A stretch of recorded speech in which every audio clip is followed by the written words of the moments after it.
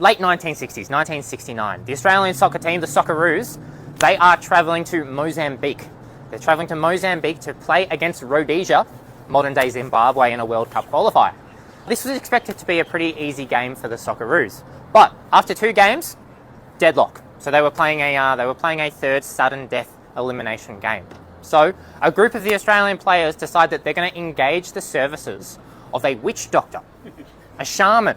Players, they take the shaman out onto the field, and what they do is they go behind the goals at the actual stadium and they cover themselves in blood and they bury some bones behind the actual goal.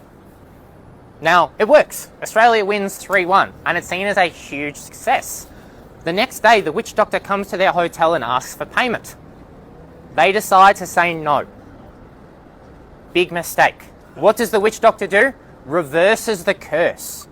Now, whilst the Australians did just make the next World Cup, 1974, they didn't win any of their games. They got smashed in most of them. And then over the next 3 decades, a series of the most wild things happened to the Australian soccer team that it became apparent was the cause of the witch doctor. Now, the craziest of them happens in the 1990s, where Australia is playing a final World Cup qualifier at the Melbourne Cricket Ground against Iran. Everyone's finally excited that this is going to be the time that we qualify for the World Cup. We're up 2-0 halfway through the game until somebody runs onto the field, cuts off the net. Now, the break-in play that happens completely changes the momentum. Iran come back and they win the game. Everybody in that stadium knew it wasn't the fault of the guy that had cut the net or the players, it was the witch doctor. Fast forward till 2005.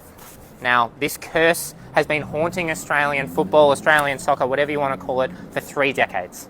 Comedian John Safran, who, I should say, actually follows us on Instagram. So thanks, John, for this. If you're watching this, g'day, John.